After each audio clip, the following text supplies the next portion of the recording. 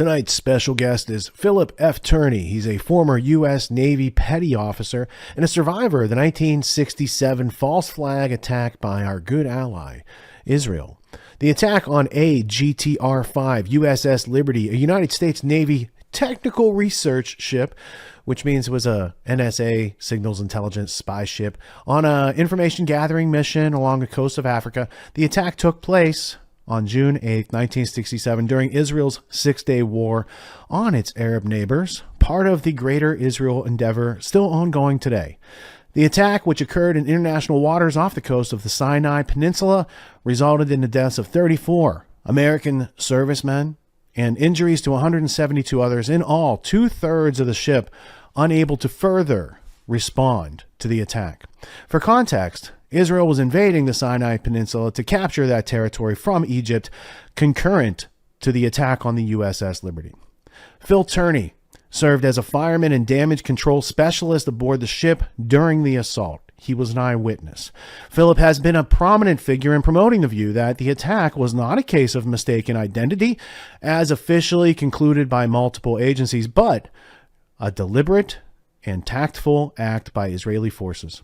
Tourney has authored books detailing his experience, including What I Saw That Day, Israel's June 8, 1967 Holocaust, or burnt sacrificial offering of U.S. servicemen aboard the USS Liberty and its aftermath, and Erasing the Liberty. Welcome to Grand Theft World, Philip Tourney. I'm doing well, very well. Thank you, and I appreciate the invite to be on your show. Now, many people in our audience might have heard your story before. They might have seen it even, because I think we shared the recent talk that you did at the Mises Foundation, which I kind of see these things come up in my feed, Phil, and I'm a little incredulous because if you've looked at these topics for years, you say, well, what am I going to learn from this time hearing it? Because I heard you talk about it maybe 2 decades ago. And I thought your Mises speech was one of the best I had ever heard. It was very cogent, coherent, helped the audience really fill in all the various gaps that they usually have trouble filling in. And I'm inspired to see so many people, like, didn't Candace Owens interview you recently? Like, I see more people covering this topic than ever before in history. Yeah, absolutely, Richard. I'll tell you, it kind of exploded when Jocko Willink first interviewed me, and a couple of other guys, and it just kind of went from there. Once social media took off, I told my wife and my family, I says, this is the very best thing that ever happened to the USS Liberty is social media. Like guys like you, Candace, Jake Shields, Owen Scheuer, Jimmy Dore, Scott Ritter. I've been on with a lot of them. Clayton Morris, Redacted. All of them stand-up good people. And Mark Fitzpatrick at Old State Saloon. I could just go on and on. I've been that fortunate to spread the word as fast as I can as long as I live, because we're old men now. But, I'm continuing on this fight because I must. Well, I think a lot of people want to see you guys have justice in your lifetime. And since there are fewer and fewer of you guys out there every day, because of this has been going on, 55 years? What's the exact number at this point? How many years since the incident in 67? 58 and about a half. We just had our reunion in Norfolk in June. So next June it'll be 59 years. And every year there's less guys that are able to make it to the reunion. So I think it's important now more than ever in history, because I think the political climate is also right to be able to hear this news from 58 years ago in context. There's a lot of people concerned with U.S. tax dollars at work for non-American foreign policy objectives, and it really does go back to the Six-Day War and some of the tactics that were carried out and some of the precedents set that I think unfolded for the next 58 years and are still in motion out there. So going back to being in the service, did you choose the Navy? Did you get drafted? And how long had you been in the Navy when you got to USS Liberty? Well, 2 of my brothers joined the Navy, and I quit school in the 7th grade to go to work for my dad. It's back, in the 60s. He needed the help, so I did. It was plastering work. It's all hard labor, real hard labor. And I thought, well, I don't want to do this. And when I turned 17, I said, Dad, sign. I'm going to go in the Navy. Sign it. And I was out of there. So that's February the 6th. I took the oath, and I did my boot camp, and then I got on a ship, ammunition ship. I did 2 tours Vietnam before I got aboard Liberty in '65, and I stayed with her. I made 3 cruises with her, including her last. When I talked to Staff Sergeant Bryce Lockwood back in 2016, he had just boarded USS Liberty at Rota, Spain. So he was new to the ship. But you, on the other hand, have many years of knowledge of that ship, what its duty mission was, where it sailed on the coast. This was all very well known to our allies and our enemies back then as well. The Russians knew about this, the Israelis knew about this, the Egyptians knew about this, the British knew about this. Can you explain just the role of a NSA listening station in that part of the world? And the second question would be, did you guys have Hebrew linguists on board, or is that something that you don't spy on allies? Uh, the mission in the ship. Well, I'm going to start with this. Go ahead. We our ship was the most sophisticated spy ship in the world at that time. We could bounce signals off the moon and get it back to NSA within 3 seconds back then. So God only knows what they can do now. But we always sailed down up and down the coast of Africa. That's all we did, 4 or 5 knots. We did that for 3 or 4 months, usually 4 months. We go back in for a couple of months and go back out again. But Richard, when we were on our cruise to Africa, we were in Abidjan for just a minute. We got emergency orders. We had to leave there and leave now. And that old ship was an old World War II victory ship that was turned into a spy ship. But it was doing as fast as it could. It was bouncing all over the place. I mean, we had to get there. We went to Rota, Spain. And that's where we picked up 3 linguists, including Bryce Lockwood. He was a Russian linguist. 2 of the other Marines were killed. And we picked up a CIA type NSA guy. His name was Alan Blue, civilian. By the way, he was also killed. And we got emergency orders from Spain to go to the Med up the coast of the Sinai. And that's how important our ship was. Well, the other point I want to make for the audience is it's a known listening station ship. It is not an aggressive ship. It is not a threat. The only threat could be if we have linguists on there that are going to, translate ongoing activities of the 6-Day War.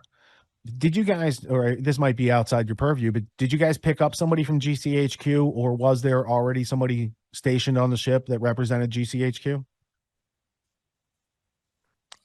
I would probably say yes. All right. I All would right. probably say yes, because there's a lot of things that those guys have never really repeated. But I know most of it. But they're pretty still tight-lipped, but not about the Liberty. Not about the Liberty. So usually the surveillance mission just has you guys going up and down the coast. You're listening, you're moving slow. You don't have anti-aircraft, anything on there. You have some stuff to repel pirates, like a little 50 cal. But otherwise, you're not a threat. You're not a warship. So 5 years of service going back and forth. What turned out to be different on the morning of USS Liberty? Were you there when the photographic planes flew over, or what part of the deck activity did you have? I was on deck all the time, pretty much. I was in engineering, but we were in a condition 3, and that's in a wartime footing. And no, we didn't have any weapons. We had 450 caliber machine guns, and that was it. But we asked for a destroyer escort because we're in a war zone. Captain McGonigal did. Richard, so did Commander Lewis. He was the head of the spies, and they denied him too. You're an American ship. You got an American flag. You're clearly marked on your bow and your stern.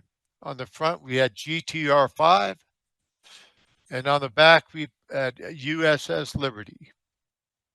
So there could be no mistake. We got on station on the 7th of June.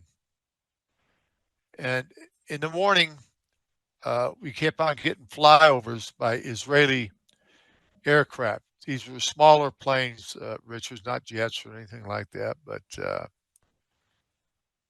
flying boxcar, DC-3, and other smaller aircraft. But they were all marked with the Star of David. And we waved at them. They tipped their wings very friendly, and we waved, and they waved back. And we felt good because that was our best buddies in the whole wide world. We weren't afraid because we didn't know what the hell was going to happen. We could see the bombs going off, and I mean, it was a tense time, and we're all alone, so anything could happen. But the same thing happened on June the 8th. Same thing in the morning. They flew over us, did the same thing. They were all taking pictures. They took all the pictures of this ship. They knew down to every inch of it. And, so photo reconnaissance planes flying over 2 days in a row. The first day, nothing happened. So the second day, they tip their wings, and you think nothing's going to happen again. So that's interesting. Yeah. Absolutely. But I might add, in the war room of the Israeli war room, they had us on their war table as American and friendly. So their excuse was they changed the watch commanders and the men there, or women, whatever. They had taken us off their war board, and they didn't tell the other watch commanders we were there. But that's all BS. We were set up from the get-go. But they've removed it. That was one of the excuses. Well, we took them off the war table. It must be a Egyptian ship. It couldn't be an American ship. But that's the way they played it. The attack started at 2 o'clock, and it was simply unreal. I just left the forward gun mount. A friend of mine, David Skolak, and Gunnerman was up there, Alexander Thompson. The sound power phones weren't working. We just got done with a general quarters drill, and they weren't working, so that was part of my job to make sure they worked. So I got David to go up there and fix it. He was fixing it. I said, well, guys, I better get out of here. I don't want to be lollygagging up here. I'll go back to my working station. And as soon as I got inside the hatch, all hell broke loose. Boom. Boom. I mean, it was all over the place. I thought the whaleboat blew up. I was going to go outside, and this chief grabbed me by the nape of the neck and said, man, we're under attack. So that attack went on for 25 minutes with rockets, cannons, machine guns, napalm, anything they could throw at us, they did. They took out every tuning antenna on that ship out in 3 seconds. They took out all the machine guns. There was 2 forward and 2 midships. They were gone. They were destroyed. Everything was destroyed, and we kept on getting hit. Terry Haldebardier hooked up a long wire to a tuning antenna he took offline and started yelling out, Rockstar, Rockstar, we're under attack by unknown jet aircraft. Rockstar, need help, need help. The USS Saratoga picked it up. In fact, they picked it up as far away as Vietnam. We were under attack. Captain Tully off the Saratoga, he launched aircraft to come to our aid immediately. Even before they hit the horizon, McNamara called them back, said, return to ship, you will not help Liberty. The distress call kept on going out. Saratoga launched again, and Captain Ingan off the America, he launched with them. And the admiral, the reason he launched, he says, I want to go to the next higher authority before I bring my planes back. And then Johnson got on the line. He says, you return those GD aircraft back to their base now. I will not embarrass my ally Israel. Now, how did he know who was attacking us if we didn't? So that 25-minute attack lasts, and then they send the torpedo boats out to get us. That took another hour hour and 30 minutes more of them pounding us and pounding us. They fired 5 torpedoes at us. One of them hit the starboard side, instantly blowing to bits 25 young American sailor spies, Marines, and sailors. They blew them to bits. They circled the ship and circled our ship, firing and firing. Anything that moved, they would shoot. Firefighters, stretcher bearers, anybody. They try to kill. We had 3 life rafts left only. The rest were destroyed by rocket fire or the napalm. The 3 life rafts went over. We were going to put our most seriously wounded in there so they'd have a chance at life. The torpedo boat shot them out of the water and took one aboard the boat as a trophy of the kill. I believe it's in Haifa. So that's exactly what happened. And we never got any help. They never sent a Piper Cub over to help us.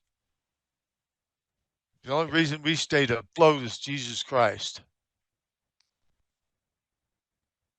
Were there drills going on that day that kept the aircraft carriers from responding? I thought there was a document that pointed toward a nuclear drill that was going on concurrent, and this drill made them stop and rearm the various planes before they could take off to help you. Do you know of any such drills that were running on that day? I've heard about that. I think what it was is that they had some airplanes configured with nuclear capability already on the deck, and I think they set the other aircraft, but I don't know if there's any of those on the way. I mean, there could be. Anything's possible these days. They could be lying. The books could be cooked. Who knows what goes on? You just don't. Well, the parallel between the ongoing alleged, I'll find the substantiation for that. I think it was a Al Jazeera USS Liberty documentary from maybe 10 years ago. But on 9/11, there was a lot of drills that conveniently for outside parties prevented us from, responding in real time. And the nature of other claims from the USS Liberty were planes were unmarked. The first planes that showed up, they didn't have a Star of David on them, did they? They were blackened out, Mystere and Mirage jets. They had at least 30 sorties over our ship to do that kind of damage. Is there a potential that it was an intention to attack us and have the United States respond toward Israel's enemies that might also have similar aircraft? Could it have been Egypt or Syria or Jordan that also has aircraft that could have fit the description? Because that also, it's kind of like the definition of a false flag when you take your logos off and you pretend to be somebody else for an attack that allegedly is accidental, and they thought they were hitting the Egyptian, cargo ship, right? Yeah. So right. Let's talk about the incredulity that knowing people would have at the official story of this area, because there's layer upon layer upon layer of deception built into the whole, incident. And the cover-ups started really early on, including not letting people respond to United States ship that they left defenseless and is now being attacked by an ally that LBJ had talked with. He said, "Don't take the Golan Heights, don't touch the USS Liberty," and they don't listen too well over there sometimes. Anyway, in this part of the attack, I want to point out for the audience, like the first thing that's taken out is your ability to call out for help. So all the communications on an official communications ship, they took that out first, and then they sought to scuttle it and get you guys to drop your intelligence, maybe to some Russians underneath the ship. Is that part of it as well? Uh, I don't think we were dealing with. We did see a Russian trawler one time. I don't think there was a Russian nuclear sub under us. Yeah, nuclear capable. Okay, so if Uh, there's a Russian nuclear capable sub under USS Liberty and the airlines from above that are unmarked but belong to Israel that are strafing your lifeboats, that usually would make the intelligence guys, duffel bag everything up with the weights, throw it overboard and scuttle it. And then you've got a Cold War enemy of ours under the ship at that time that could potentially get that. I think it happened later in the Vietnam War. A couple years later, there was an incident similar to that, but that's okay. Um, yeah. as far as the torpedo boats, when they show up, 3 torpedo boats, 5 torpedoes, they are flying the Star of David. Can you go over, like, when was that concurrent to the flights, or did the flights leave and then it comes back for like the double tap? Yeah, well, yeah, they softened us up with the jets, the napalm, the rockets, the cannons, all that. Ship on fire, and then they send the torpedo boats in for the kill. You know, their messages were that they didn't see a flag. We had a 7x13 flag flying. They shot down 2 of them, 2 5x8s, and were brand new flags. They never did shoot down the 7x13. They said they couldn't see a flag on a bright, beautiful sunny day. But no, the whole intention of this attack was sink us fast, blame it on Egypt, and get us into a world war with the United States backing. Now, I've heard the tapes of the pilots talking to their commanders, identifying it clearly as an American ship, making sure that it's okay. Yeah, you definitely want us to fire on the American ship.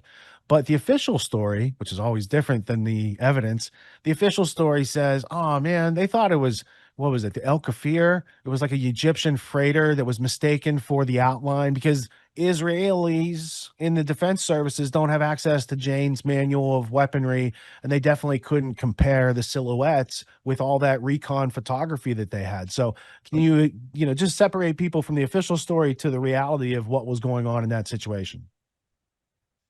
The official story is all garbage. El Quasir, it was half sunk in Alexandria, I believe. And for them to say that is ridiculous. And for our government to go along with it, we were ordered never to say a damn word about it. We ended up in prison or death. That's how bad they wanted us to stay quiet. Was that before or after they treated your wounds? How early on in the process did the intimidation of not talking about this attack permeate down to you guys who were there? 2 days after we were at sea, trying to get to Malta to get the ship fixed up, here come a flag admiral, Admiral Isaac Kidd and Ward Boston. He interviewed all of us. We told him what we saw, what we thought, why nobody help us, and just on and on and on. He says, I'm like your dad. Tell me everything. He took his stars off, in fact, threw them on a table and then put them back on and said, no, you shut up. And I mean, shut up, or you know what? And I mean, listen, we just went through all kinds of hell. And then to come up, have your own government tell you to shut up, it makes you feel like you're worthless, you know, especially when you took an oath to defend your country. And then you see him do this to you after they murdered my shipmates, flat out murdered them and almost murdered the rest of us. There's 174 wounded and 34 dead. And we're all dying out now. That's why I keep on doing this. They're not going to get by with it. They attacked America. I don't care if LBJ helped them or not. He's a traitor anyway. Uh, but Israel's got to be held accountable for cold-blooded murder. That's what the survivors want. They Phil, want justice. what was the narrative at home with the American media? Was this a story that was quickly out of the news cycle, or was this painted as something else entirely? Good question. Actually, it was on the front page one day, on the back page the next day, and it was over. So it was immediate. The cover-up started. The cover-up started even before the blood was dry on our decks. That's how fast the cover-up came. You know, we weren't expected to be there. We weren't expected to live. But we cheated them all with God's grace, the power of Jesus Christ. That's how we made it. There's no other explanation. You know, I think their side of the cover up began when they painted the logos black. Then they blocked U.S. ability to read their takeoff and heading toward one of our ships on radar. And then they jammed our SIGINT communications back and forth, which only an ally would have the keys to that encryption and whatnot. So their premeditated cover up started way before USS Liberty even knew something was going on.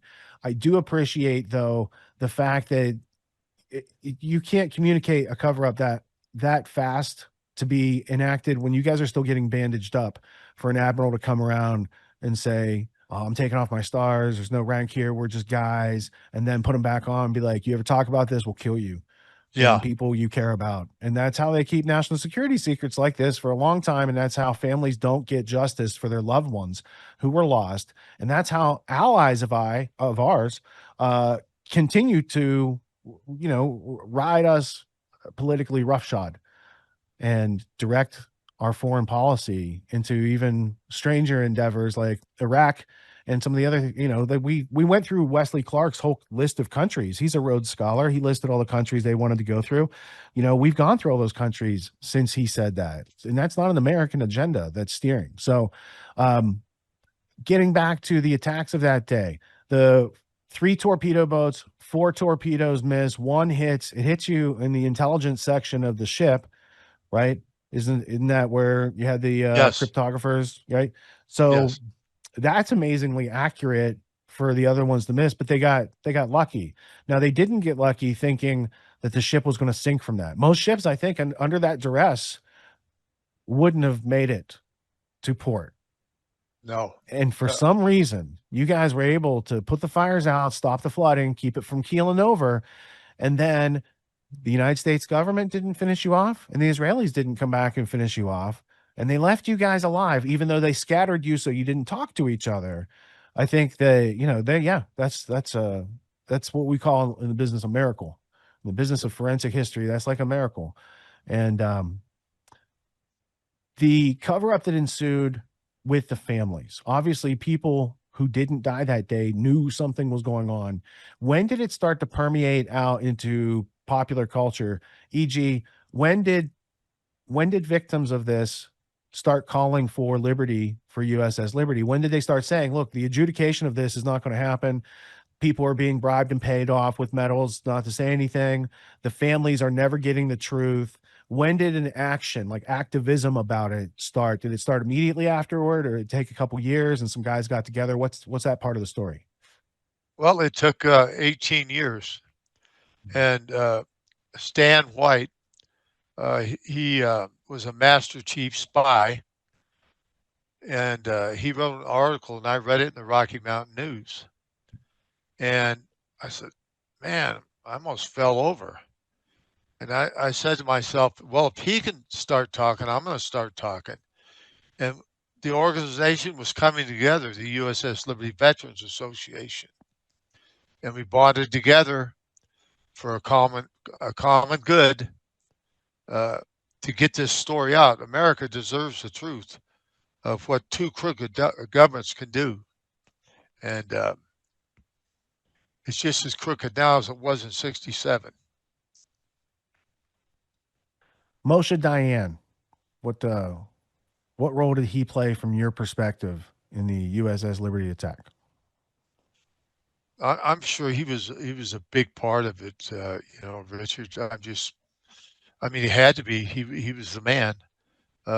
He, but the after the big bad assholes in Israel and their airplanes and their torpedoes, their torpedo boats, shooting up life rafts, over 5,000 armor-piercing bullets, 850 rocket and cannon holes, napalm burning us up, and we kicked their ass because they couldn't sink us.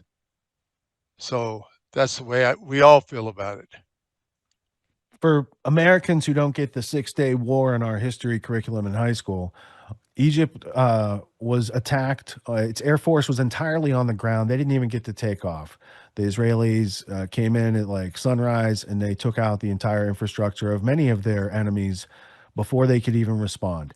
In military history and war making, it's one of the notable, exceptions to how things usually go. It went off without a hitch. They were able to keep it a secret. None of the allies blabbed about, hey, our friend's going to do this. And it was kind of a land grab. It was post 1947, and they take part of the Sinai Peninsula, which ends up, they getting Gaza and the West Bank, which are still huge issues ongoing today about the occupation. So during that time, first, you're not supposed to acquire territory through making war. That's against the Geneva Conventions. But you're also not supposed to assassinate soldiers that you're supposed to capture and hold under certain rules if it's inconvenient to your plans in the Golan Heights. Did any of the concurrent activities of that time permeate through to you guys, in the activism aspect of it when you guys were looking at, who else knows what and what was going on at that time? Oh, absolutely. That's a great question. Uh, our ship getting attacked was nothing but a land grab for Israel. We sink, and what's going on right now wouldn't be going on. They'd have taken everything, everything. What they didn't get in '67 is what they're trying to do now, Mm-hmm. or have already Exactly. done.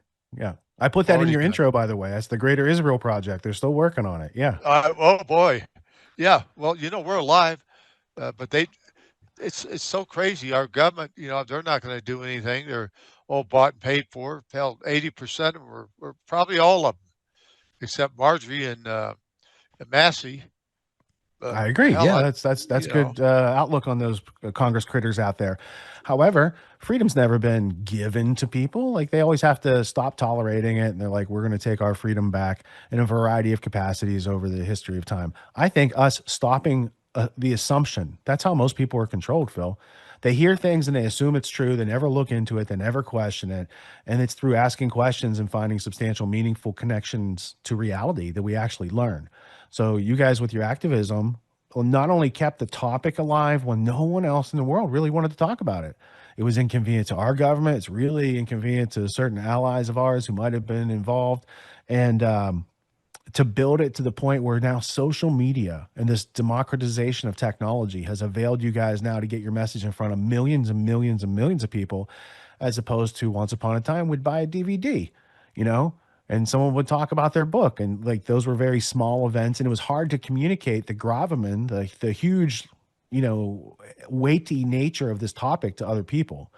And I think now we're living in a time when people can see, oh, there's a lot of things that are still going on that have gone on for a long time, but now the patterns can be synchronized and recognized, and people start to see the untoward influence.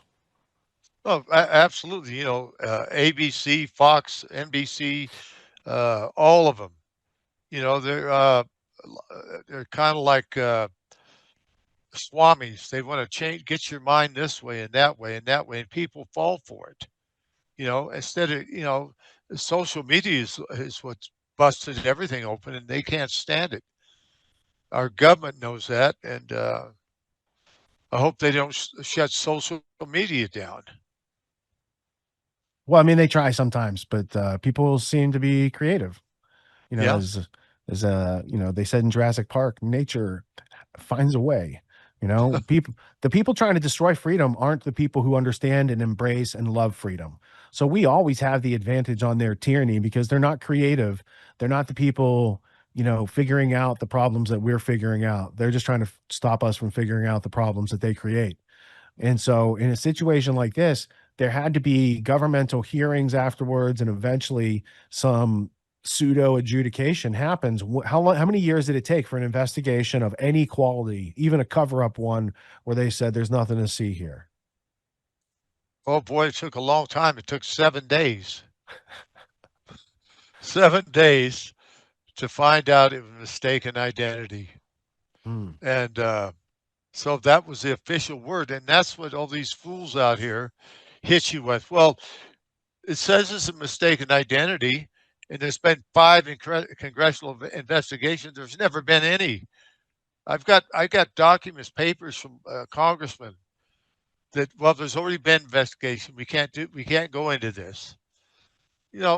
So everything is so crooked, it just drives you crazy. I mean, I don't know how to explain it anymore. It just gets me too irritated. Well, I think you should be. I'm not going to tell you what to do, but you have the opportunity to be invigorated by more people being highly intelligent about this and being able to lay their fingers on the artifacts and evidence more readily today than ever in history. It used to be an obscure thing to be able to find out information on this topic. And now you can find all sorts of declassified documents from the 70s, 80s, 90s, all the way up through, including documents from Israel and documents with our CIA talking about Moshe Dayan's plan. And, this was during his rise to power. He kind of gets upended in 73 during the Yom Kippur War. But that was the famous 10-6, which was resolved by 10-7 a couple years ago. No one thinks of 10-6 and the Arabs fighting back because now it's 10-7 and it was all Hamas the whole time. Oh, my goodness. So it's only because so much resource goes from this country over to protect the only democracy in the Middle East. Well, you and I both know this is a constitutional republic, and democracy is like two wolves and a sheep deciding on who's for dinner. So I have not understood the allied relationship other than one through blackmail, maybe of the Rockefeller family and the Dulleses for working with the Nazis during World War II. And there is a story, there is a piece of evidence on this. This comes from uh, the founder of a little organization called Mossad, and his name is Reuven, Reuven Shiloah, Shiloah. And he tells a story to journalist John Loftus about his blackmailing Nelson Rockefeller in November of 1947. And it's over the Nazi funding that Rockefeller, Dulles, his ilk had carried on during World War II. So they wanted Nelson Rockefeller's 24 Latin American votes in the UN to be able to recognize Israel as a state. He cut a deal with them, and his deal said, because it's not his first time being blackmailed. He said, you can have your country or you can have your blood. If you want your country, none of the real bankers ever go on trial. These documents here never see the light of day, and I'll give you my votes. So he and Ben Gurion cut a deal, and then the votes were yielded, and then the United Nations ended up recognizing Israel as a state, or so on and so forth. Or the rest of the world did, and the United States stood there and said, okay, however that works back in the day. But it's an interesting history, and I think that also USS Liberty was caught in the middle of that blackmail. I think that Kennedy knew about such things. Kennedy disagreed with the Dimona plant in Israel and the building of and taking of our nuclear weapons for a nation state created by international bankers. And as far as the history on that, I'm the custodian of all the evidence and artifacts of that statement. So if you ever wanted to see why this started back in the 1800s, a century before they even created the country, there's a lot of interesting U.S. history and newspapers that tell that story. But going back up to 1968, in the midst of the world, wasn't America experiencing a lot of like race riots and summer of love type riots like we just had recently? Wasn't there tumult under LBJ's reign at that time that could kind of help to cover up incident like this? Oh yeah, the Vietnam War. that was going on, and he wanted to keep that war going. And I, part of that deal was, you play ball with us. He was going to anyway. Uh, about the USS Liberty. I think we were set up a year in advance, and that's why Kennedy was killed. I mean, they just didn't figure this out in a little bit. They, uh, hey, listen, research Frontlet 615. Say again, Frogman? No, Frontlet Oh, 615. okay. A former friend, CIA guy, uh, told the crew that. And he says, you uncover Frontlet 615, and it's all there. So you've done your research on a lot of stuff. I can tell you one smart dude. I try to pay attention to important things, especially when no one else seems to want to pay attention to these things because they get money to look the other way. I think it takes people, especially men of the highest virtue, to withstand the highest bidders. And sometimes it just comes down to it's easier to know and do the right thing than to acquiesce to these people who are using dishonorable tactics. Let's say it like that. I'm not Well, going to that's say they're the yeah. originators of terrorism because terrorism goes back way in history, but they did popularize it with the King David hotel bombing in order to get their own country a couple years later. Yeah.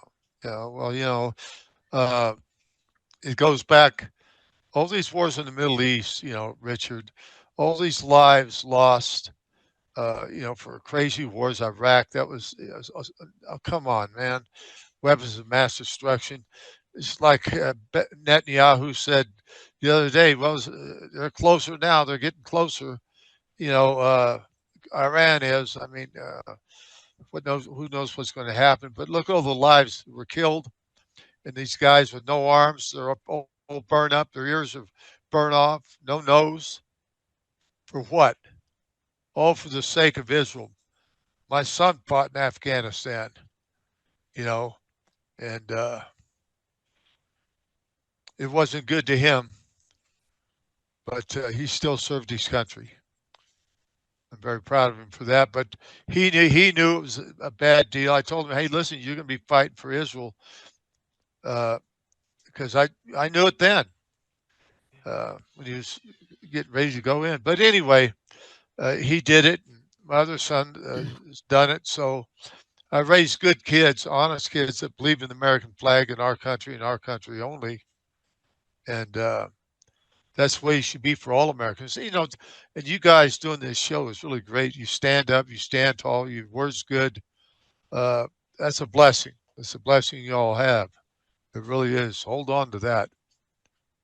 Well, I think we're inspired by the people who do have integrity in the world. And we see that people with integrity, it's not favored by the system very much. If you are over in Afghanistan and you're a good-hearted, conscientious person, there's a lot of things to see that you would say, this is very un-American. I do not agree.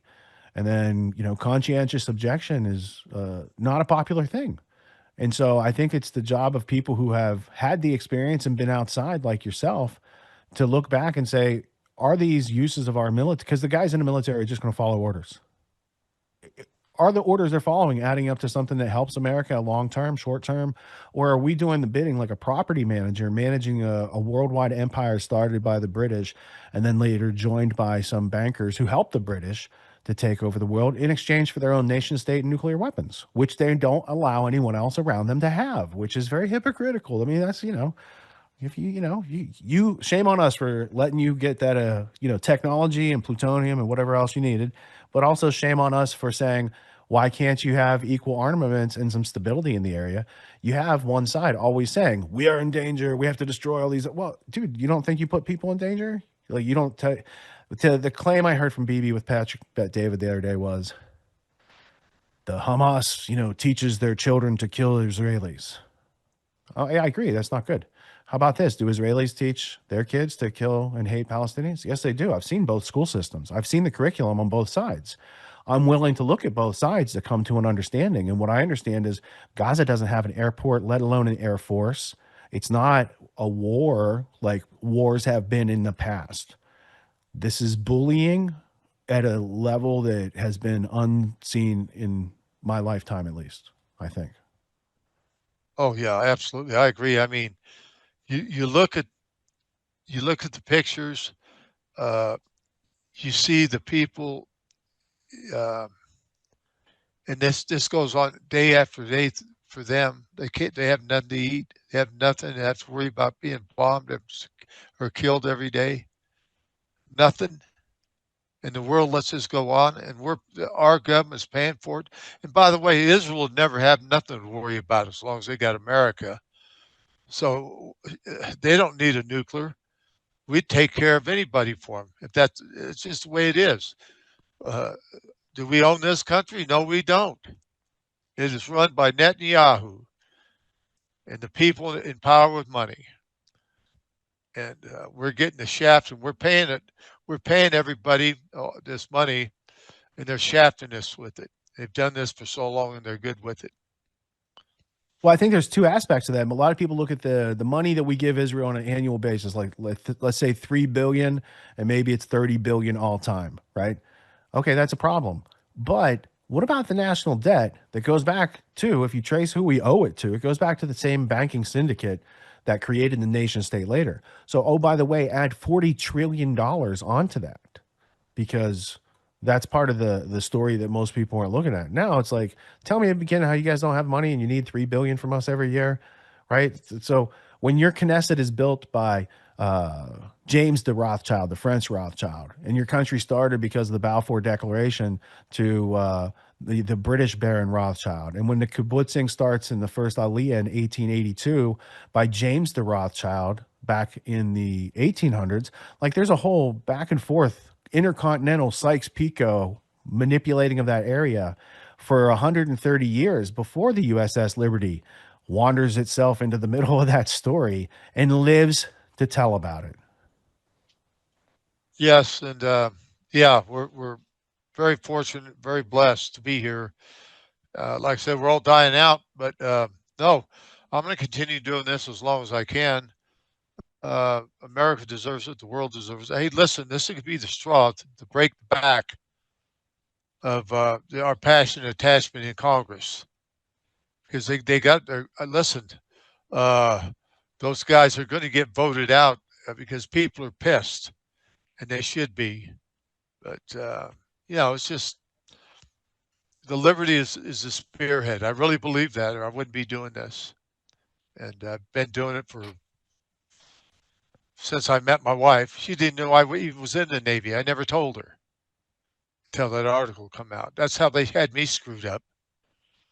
So, but I might add, I already got a podcast started too. I'm doing. It's called the Tourney podcast. It's going to be on, Rumble, YouTube, X, whatever we can get it on. And I'll be having a lot of guests on survivors and other notables that know a lot. And, I appreciate you spread that word out. But, it's been a real pleasure being with you, man. I'll tell you, you're a good guy. All of you are. And I really appreciate it. If you have any other questions, I've answered for you. Well, I'm going to give Charlie and Ants a chance to ask questions before we let you go for the day. And then I have the answer for what broke the camel's back. Which straw was it? I think I can close that loop. Well, I know that you were not supposed to survive. So when that happens, I would assume that the military has one of two ways to deal with you, the carrot or the stick. Probably the carrot being put a bunch of medals all over you and shake your hand, tell you good job. But I'm assuming that the stick was probably rather horrible. Were the threats to you guys coming from the American military or from the Israelis? Well, I believe they're one and the same. But Admiral Isaac Kidd ordered us that, and our government, they didn't want nothing to do with it. We were under gag order. They gagged us. We had no reason. We couldn't speak. If we did, you couldn't even sleep at night. You'd think about it. hell, they left us out there to die. Why would they give a shit about us now? That's just the way I feel about it. The straw that broke the, you didn't finish the euphemism, the idiom, I forget which it is, but it's the camel's back. And I think that piece of evidence, it might be, not too far away from you guys, because once upon a time in history, there was the United States Naval Communications Station, City Yahia El Garb. And it was a U.S. Naval Communications Station consisting of work facilities, supply living facilities, and the rest and recreation of the U.S. Navy just outside of City Yahia, Morocco. It was a U.S. Navy installation connected with Naval Air Station, and it was served as the base of communications unbeknownst to the Sixth Fleet for the Sixth Fleet. So it's there. Cut. Now, they didn't want to tell you anything about it on this page. So what I'm going to tell you comes from declassified documents from the 1970s, but JFK cuts a deal with the King of Morocco to put a secret listening station there that even our Congress doesn't know about because he thinks some ally may have infiltrated the government, let's say. So this goes on. JFK gets whacked. This base continues on until probably another 10, 12 years into the mid 70s when they closed it down and it was discovered. So this base has a various artifacts that go with it. So let me show you the end of the euphemism, which is that's the patch for it. It's got a camel. And those communications, I bet, can break the camel's back on this story. But you got to find people that worked there during the time of the event. There's also, if you look up other memorabilia, they've got Zippo lighters with the Fez on there. And it's like communications for the Sixth Fleet type. So this is part of the research that I had done into that. But the declassified documents talking about the specific duties of that lend it to be more than a rest and recreation type of place. It was like it was an intelligence gathering, signals intelligence gathering, similar to what USS Liberty did at sea, only it was based in Morocco and had more equipment. Oh yeah, yeah. Yeah, man, that's good news. I'd like to see that come out. All right, so my copies of those documents are in frames and they're in a box, but I'll find the electronic versions and I'll follow up with you so you can take a gander at those. Oh, that'd be great, man. I appreciate that. No kidding. Yeah, that'd be great. All right, Charlie, any closing questions for Phil? I'm so glad you're speaking out about this. It's tempting to want to just put it in the past and move on, and there's a million reasons why. But I'm so glad that you talk openly about this. People need to understand what our true history is. We're woefully misled in America about who we are and what side we're on, and sometimes we just need to hear the truth. So I know this comes at great peril to your own personal safety, given both sides of the equation are dangerous sociopathic nations. So thank you for speaking out about it. Yeah, well, And I'm glad. Thank you. Yeah, well, there's 34 reasons I do this. 34 men that died that day, young men, didn't have a chance to speak, but I'm their voice. I'm speaking for them. That's why I do it. Where can people learn more about you and follow your podcast, Phil? Yeah, it's just it's Phil Tourney podcast. It's on YouTube and Rumble and I'm on X too, whatever we can get it on. And I'm gonna have survivors and other people, on notables and things like that. So it's going to be, hey, listen, I just had my first little show here for 8 minutes. I was proud of that, but I'll have good guests on too. And that's going to be great. If you need any help, technically, software wise, figuring that stuff out, I started podcasting in 2006. So I have a little bit of experience in how to do that. And Okay. if you run into anything, just reach out. And yeah, answers are easy to get these days. Okay. Thank you. Yeah. Do me a favor. Send me your information. Send it to my phone. Right on. So I'll get that offline here. Okay. Phil. All right, so hang in there for a second. All right, we will now return to Grand Theft World programming, thanking Phil Tourney for his investment of time tonight to help us understand the plight of the USS Liberty incident. We'll be right back. I've dealt with a variety of fears over the years by facilitating a growth mindset and an anti-fragile mentality. I've learned from mistakes that you haven't even conceived of yet. Now, I can't do it for you, but I can share the resources, the methods, the tools, and inspiration for you to learn how to do it for yourself. And it really is worth learning how to do for yourself because it's a lifelong beneficial skill. It's evergreen. It's never going to tarnish. You're always going to use this.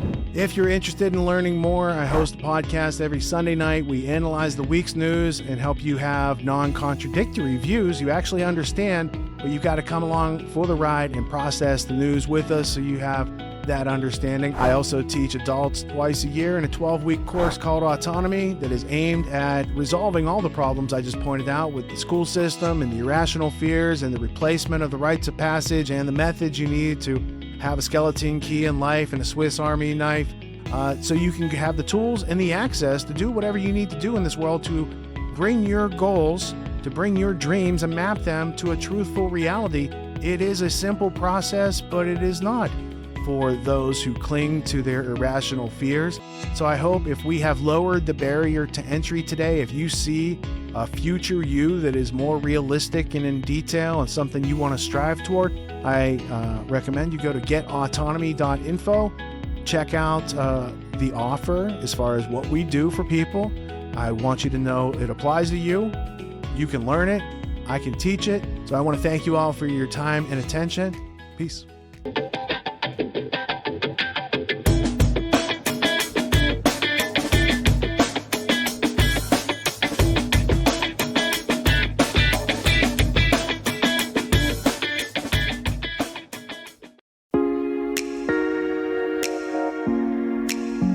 Who's going to be first off the mute this morning?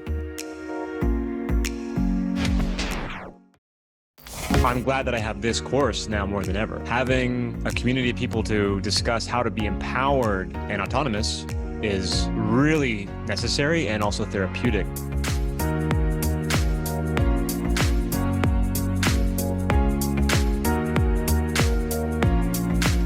I'm this much scared about the virus and a lot scared of what's coming down the pipe as a result. All right, so first off, we're going to get you away from that fear and that stress that I'm sensing. And I want to get you into the practicality of exercising the conversations you're going to need to have. Have you found that your skills aren't matching up with the challenges ahead? Here are 19 essential skills for success that school never taught you. Get your free copy by following the link below or visit getautonomy.info/19skills.